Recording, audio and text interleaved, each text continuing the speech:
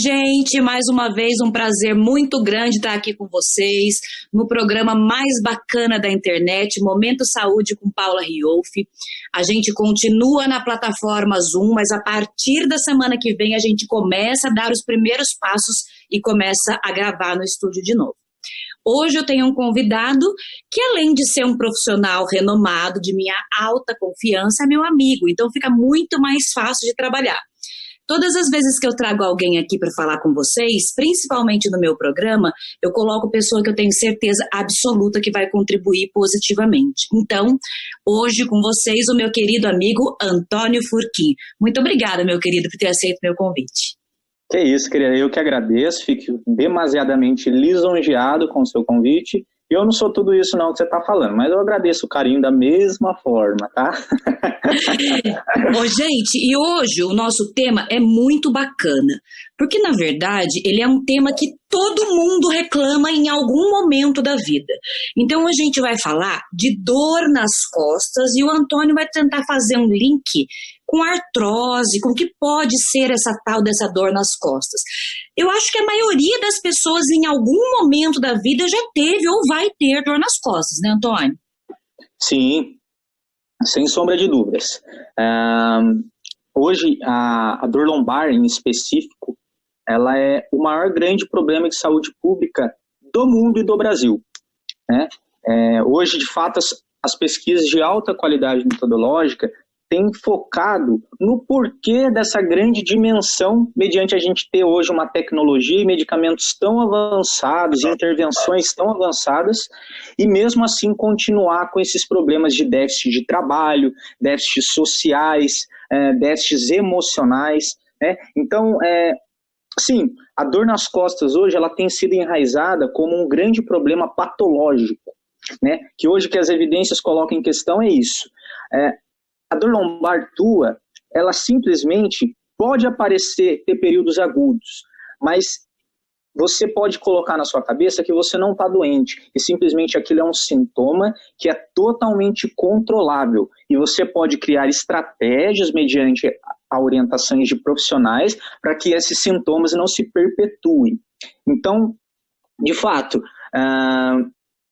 tanto a dor lombar quanto a artrose precisam de orientações específicas, principalmente numa fase inicial de desfecho clínico do paciente ou na sua primeira crise, para que o paciente desde então já comece a ter um desfecho clínico positivo. Então essa é a ideia em questão hoje da dor lombar e inclusive da própria artrose, né, que não deixa de ser um desgaste, que esse desgaste pode ter inclusive em outras articulações, tanto na coluna lombar. Ô, Antônio, mas quando eu tenho essa dor nas costas, essa dor lombar, que tem realmente, como você disse, vários comprometimentos, a pessoa não consegue muitas vezes trabalhar, algumas pessoas têm relato de travou minha coluna, né? São várias as formas das pessoas comunicarem ao profissional como ela está sentindo aquela dor. Isso é causado por um processo inflamatório? Ela está com uma inflamação? Isso é tratável com anti-inflamatório? Não? Não. Muito pelo contrário, é uma excelente pergunta essa, inclusive, Paulo. É algo que eu já iria colocar em pauta aqui no nosso assunto.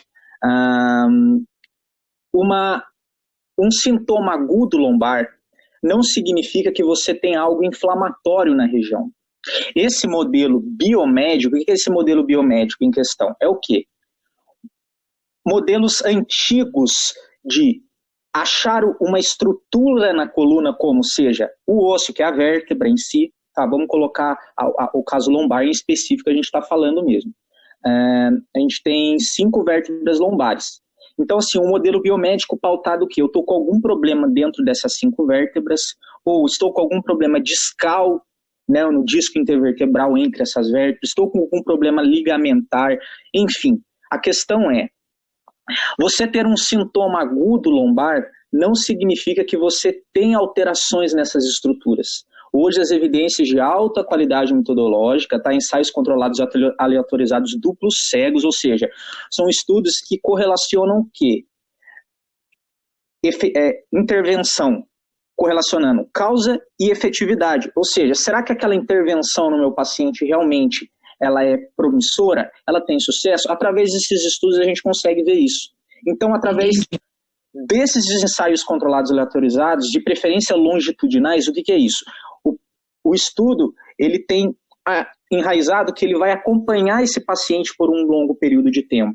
Ele não vai pegar o paciente somente num período de tempo para olhar o desfecho clínico, né? Por isso que muitos estudos eles têm que ter uma alta qualidade metodológica para você conseguir olhar para ele, interpretá-lo, ter uma relevância estatística para você levar para a sua intervenção. Então, por que eu estou dizendo isso? Por que eu estou dizendo isso? Mostrar para o paciente também que não é qualquer intervenção que um profissional da saúde passar para ele, ele vai melhorar. O que resta é acreditá-lo, sim, mas ele tem o direito de questioná-lo. Por que essa intervenção vai ser boa para mim? Né? Então a questão é, se o paciente realmente, voltando à sua pergunta, ele tem um problema, ele tem algum sintoma, de dor aguda na lombar, não significa que ele tenha uma alteração estrutural na coluna lombar. Muito pelo contrário. Hoje, a gente coloca em pauta, as evidências colocam basicamente 3 tipos de dores lombares.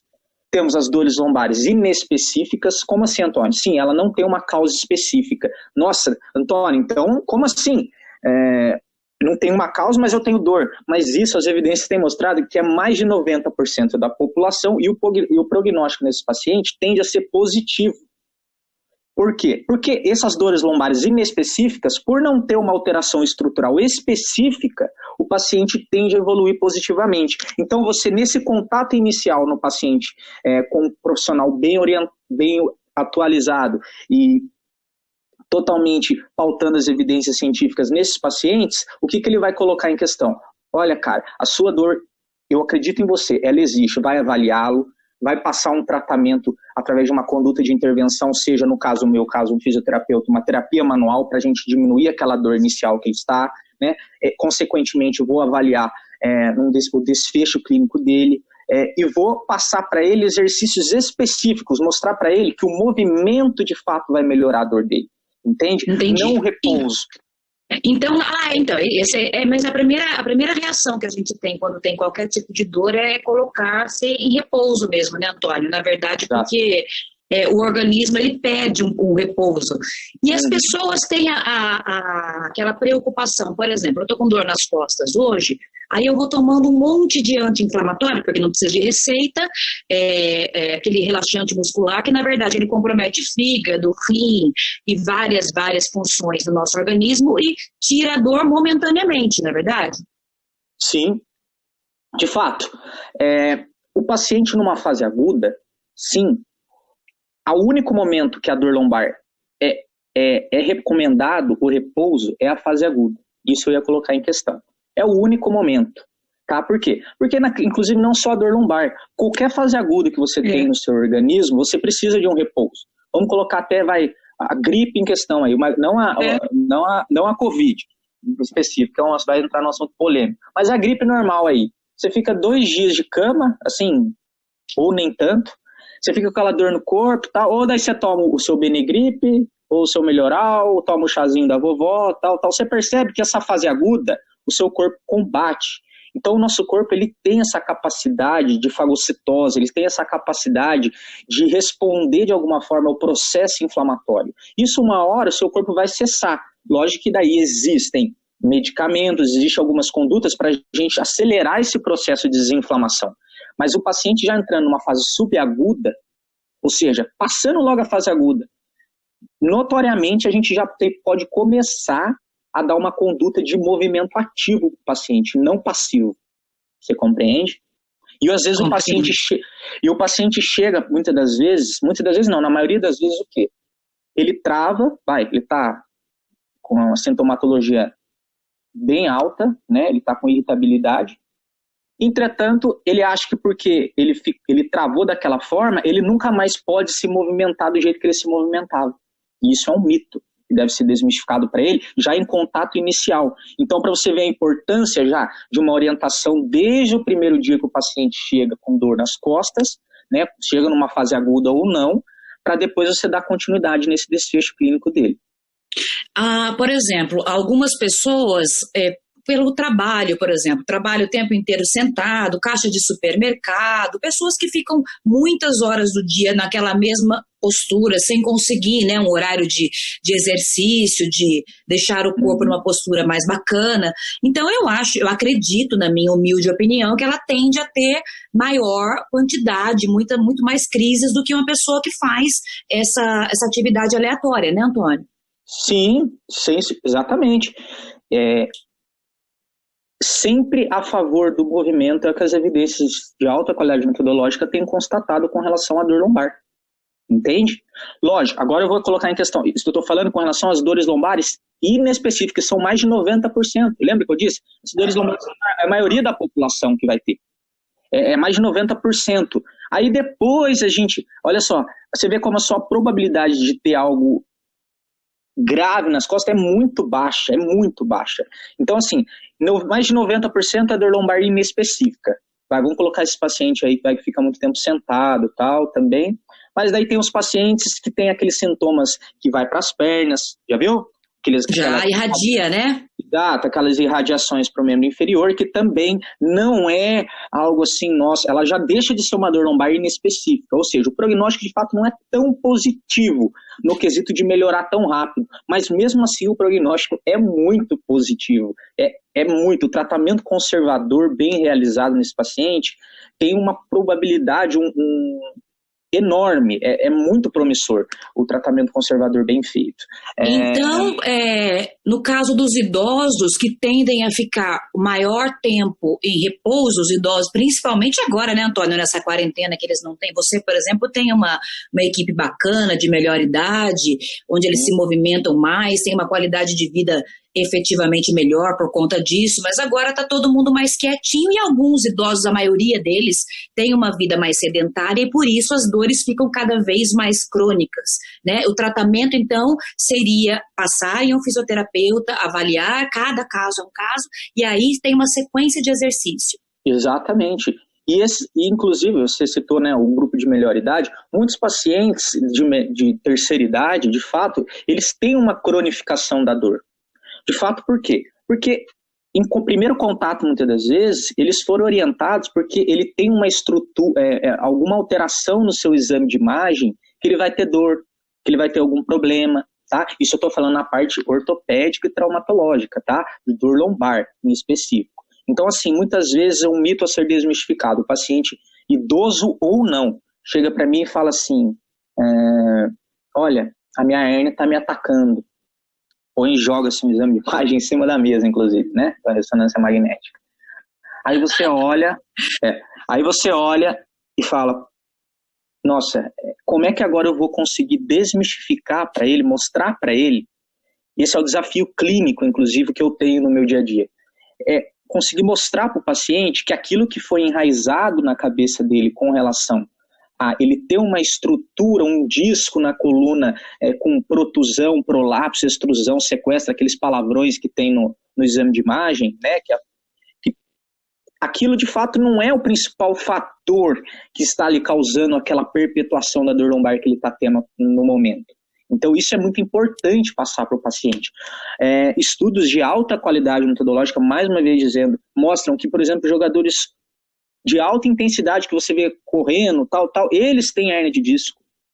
Eu sempre digo isso, Antônio, eu brinco inclusive com a Luciana em casa, no clube, que esse negócio de atleta não tá com nada, que cada atleta sempre tem, ou alguma coisa estraga, ou é ombro, joelho, vai sempre dar uma alteração, né? Então, Paula, mas para você ver, esses pacientes não têm dor nas costas por ter uma alteração no exame de imagem, é isso que eu tô colocando em questão, entende? Como pode, né? Exatamente, como pode. Pacientes assintomáticos têm alterações estruturais na coluna lombar. Então, o que eu quero dizer em questão? Alterações biomédicas, ou seja, relacionado na coluna lombar. Apareceu no meu exame de imagem que eu tenho uma protusão discal, uma extrusão do núcleo pulposo do disco, seja o que for. O nome é bonito, Antônio. Osteófitos marginais em L3 e L5 com leve abaulamento da raiz nervosa entendeu? Então, assim, isso não é considerado de fato o padrão ouro de diagnóstico da tua dor lombar. Isso muitas das vezes não, na maioria das vezes é considerado um falso diagnóstico, é uma hipótese nula. Entende? E deixa eu te perguntar uma coisa, Antônio, que infelizmente eu não tenho tanto tempo, mas eu preciso só que você dê uma pincelada, porque a gente falou isso a semana inteira que ia dizer. Se a gente está falando então que a dor nas costas, a dor lombar, 90% dos brasileiros, estatisticamente falando, a gente nunca fala aqui porque a gente acha legal falar dados, a gente fala muito bom. Sempre com comprovação. Eu queria só que você desse uma pincelada para mim. A artrose não tem nada a ver com esse diagnóstico tão simples, ou tem? Olha, de fato, a artrose, apesar de ser um desgaste articular, sim, tanto a artrose num nível avançado, quanto a dor lombar, ou seja, por exemplo, eu vou ser bem assim, simplório no que eu vou falar. Por exemplo, o caso da própria Lu, né? Uma artrose tão avançada que ela teve que pôr uma prótese no joelho, não é isso? Uhum. Então, porque, de fato, aquilo, anatomicamente, biomecanicamente, ali falando, realmente teve um desgaste além do normal. Mas isso é raro acontecer. Muitas vezes, o paciente com desgaste abrupto, grande da articulação, ele não tem sintoma. E o diagnóstico dele é artrose. Ele tem artrose, mas não tem dor. Às vezes, um paciente assintomático vai lá e tira o exame, faz o exame de imagem, sei lá, tira em uma outra articulação. Ele é assintomático, Paulo. Isso foi constatado em estudos. E o paciente simplesmente não tem dor. Entende? É que tem gente que tem sorte, é premiado, aí tem que... Acontece tudo isso, tem a dor, ainda tem que pôr a prótese, né? Exatamente. Então, assim, por exemplo, olha pra você ver como são. Por exemplo, eu tô com uma dor no joelho, mas sei lá, é uma dor que, de fato, não foi bem avaliada clinicamente, ou seja, pessoalmente. Aí, a primeira coisa, vai lá e pede o exame de imagem. Aí, a alteração tem na dor dele e tem uma alteração, a alteração aparece relacionada sim à dor dele, que ele está em questão, só que também aparece a alteração do desgaste articular. Então ele nem sabia que ele tinha um desgaste articular, antes ele nunca teve dor. Aí ele passou a ter dor. Psicossomático, né? Sim, também. Aí ele vê que no exame de imagem tem um desgaste articular e ele tem o problema que ele está. Então aí vira um problema mesmo para ele. Vira. Ele não é orientado, de fato, no quesito que, olha, cara, isso aqui que apareceu no seu exame de imagem é o seu problema. Por isso que o exame clínico ele é soberano ao exame de imagem. Com certeza, sempre. Sempre. E você nunca deve levar em consideração um padrão ouro o exame de imagem na dor lombar, principalmente. Então, seja numa outra estrutura, por exemplo, se o paciente ele tem um sinal de alerta, também, inclusive, na coluna lombar, aí eu peço, inclusive, para ir ali no médico e solicitar um exame de imagem. Entendi. Se eu vejo que tem um sinal... Sim. E o que você tem a dizer para as pessoas, de um modo geral? Qual a sua recomendação enquanto profissional para as pessoas que têm, assim, que dá para você fazer, obviamente, por aqui? O que eu faço? Eu vivo te atormentando, falando que eu tô com dor nas costas, mas é postura, né? Eu sei que eu fico estudando no computador com a cabeça para baixo, é tudo errado. Não me exercito corretamente, então eu fico te atormentando, mas eu sei que eu não tenho nenhum problema sério. E o que as outras pessoas devem fazer? Olha, de fato, essas pessoas que têm, né, um desconforto, inclusive você, deve de fato mesmo procurar uma recomendação clínica, pessoal, você ser avaliada quanto aos seus sinais e sintomas. Por mais que de fato eu tenha convicção, certeza pelo que você me fala, que o seu prognóstico entra nos 90%, você de fato deve procurar sim um fisioterapeuta, né? Estou ao seu dispor, inclusive, para a gente trabalhar esse processo de você conseguir diminuir essa perpetuação de dor lombar que você está tendo. Então, assim, inclusive você falou postura. Hoje também é um mito isso, que a postura, de fato, é o grande causador da dor lombar. Como assim, Antônio? Ah, é? É mito? Jura, Antônio? Inclusive, assim, pacientes, inclusive, que acham que ter uma postura em específico, você ter algum tipo de comportamento do corpo, você vai diminuir a dor lombar. Hoje, o que é constatado? Não existe a postura errada, existe a postura repetida que vai gerar o seu desconforto. Como, por exemplo, entendi. Com certeza você fica sentado no tempo igual eu estou aqui, né, pra frente, curvado. Olha, se você ficar muito tempo também nos, digamos, a postura correta, isso é o que as evidências mostram, tá? Não sou eu que estou falando. vamos dizer a postura certa, vai. Encolhe a barriga, empina o bumbum, respira, tal, né? Digamos a postura do fisioterapeuta, inclusive. Se você conseguir ficar 5 minutos assim, eu dou um prêmio pra você. Pra mim, você não vai conseguir dar esse prêmio nunca. Eu não consigo ficar... Olha, eu conversando aqui com você, eu já mudei de posição umas 5 vezes. Então, o que ficou constatado? Não existe postura errada, existe a postura repetida que vai perpetuar o seu desconforto lombar. Portanto, movimente-se. Mantenha-se ativo. Ótima dica, Antônio, ótima dica. E procure, quem puder, tiver acesso a um fisioterapeuta, procurar sempre um fisioterapeuta, não ir direto aí para tomar medicação qualquer, entupir rim, fígado e todo o tipo do organismo com medicação que às vezes nem é necessária. Antônio, eu queria agradecer muito você pelo convite, de você ter aceito o meu convite, e quero te convidar para vir outras vezes, só que agora vai ser pessoalmente. Você aceita? Opa! Sem sombra de dúvidas, eu que agradeço o carinho aí mais uma vez e tamo junto. Bom, querido, muito obrigada. Como é que as pessoas acham você, Antônio? Elas podem me achar, inclusive, pelo Instagram, lá tem o meu número, né, onde de fato eu faço o agendamento dos meus pacientes mesmo, né, e tem o meu consultório que eu atendo atrás do Taubaté Country Club, que eu atendo no TCC também, né, e atendo no consultório próximo ao clube, ali no Espaço Vencer, na rua Monsenhor Siqueira, número 45. Tá joia, querido. Muito obrigado. Olha, gente, de minha parte, se eu puder recomendar agora, e você tiver com dor, já manda mensagem para ele, porque ele é o cara. Amigo, muito obrigada, muita luz para você. Obrigadão. Um beijo. Um beijo. Até mais. Boa noite. Tchau. Boa noite.